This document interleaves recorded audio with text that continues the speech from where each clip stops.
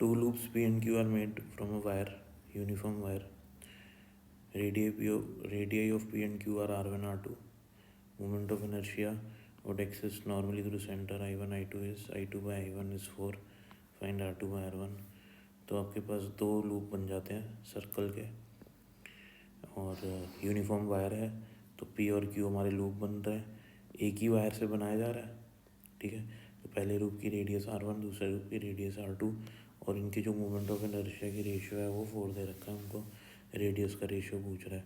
तो क्योंकि दोनों वायर सेम मटेरियल से बनी है तो मैं मान लेता हूँ कि जो मास पर यूनिट लेंथ है, यानी कि मास पर यूनिट लेंथ, उसको मैं लैम्डा मान लेता हूँ, यानी कि पर यूनिट लेंथ जो इस वायर का मास है वो है लैम्डा।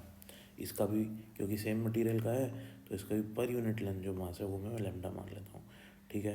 अब पहली वाली का मास क्या हो जाएगा, पर यूनिट लेंथ मास है लैम्डा, तो इसकी लेंथ कितनी है एक्चुअल में वायर की, 2πr1, तो 2πr1 की लेंथ क्या हो जाएगी, 2πr1 इंटू लैम्डा।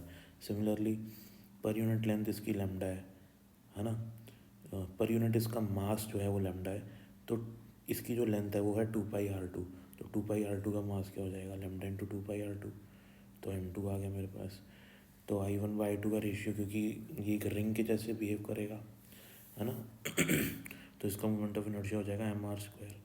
तो इस वाली रिंग के लिए हो जाएगा m2r2 का स्क्वायर, इसके लिए हो जाएगा m1r1 का स्क्वायर, और ये 4 के बराबर दिया हुआ है। m2 की वैल्यू ये हो गई, m2 की वैल्यू ये है, m1 की वैल्यू ये है, सब्सटीट्यूट कर देंगे m2 और m1 की वैल्यू, तो ये दो टर्म्स कैंसिल हो जाएंगी, ये बन जाएगा r2³, नीचे आ जाएगा r1³, है ना।